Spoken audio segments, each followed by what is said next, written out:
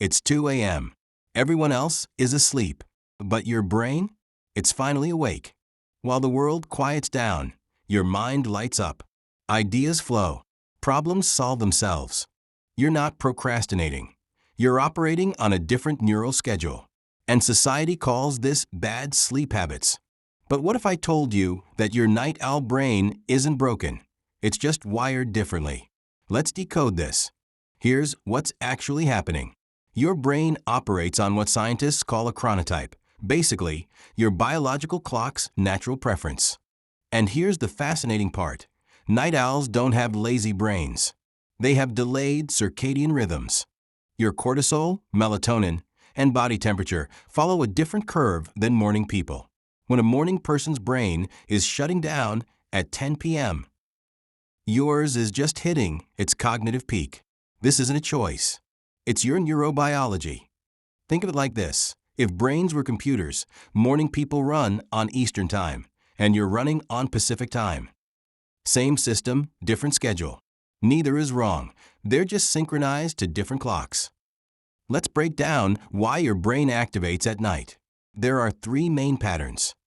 Pattern 1, the creative surge.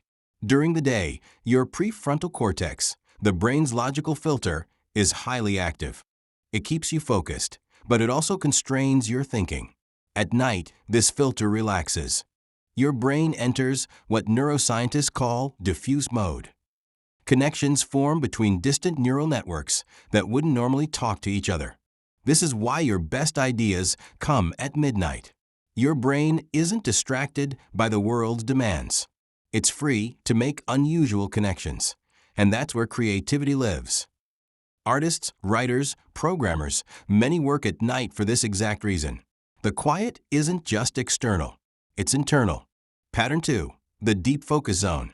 During the day, your brain is bombarded. Messages, meetings, notifications, social expectations. Your cognitive load is maxed out just navigating basic demands. Night eliminates this.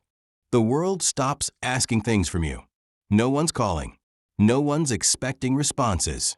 Your brain can finally allocate full processing power to the task at hand. This is called cognitive offloading. When external demands drop to zero, your working memory expands dramatically. That's why you can focus for 3 straight hours at night, but struggle for 20 minutes during the day. It's not discipline. It's environmental cognitive load. Pattern 3, the introvert recharge. If you're an introvert, night might be when your brain finally gets to be itself. Social interaction, even positive interaction, depletes cognitive resources. Your brain has been masking, adapting, reading social cues all day. That takes enormous energy. At night, that performance ends. You can drop the social protocol. Your authentic processing style emerges. No one's watching. No one's judging. You can think in your natural rhythm, without translation. Many introverts report that night is when they feel most themselves.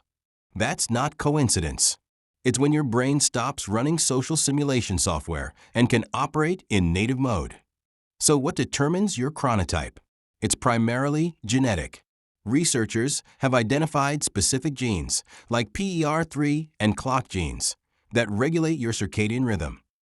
If you're a night owl, it's literally in your DNA. Your body produces melatonin later. Your core body temperature peaks later. Your cortisol awakening response is delayed. This affects everything. When you think best, when you feel hungry, even when your reflexes are sharpest. About 20 to 25% of people are genuine night owls. Another 20 to 25% are morning larks.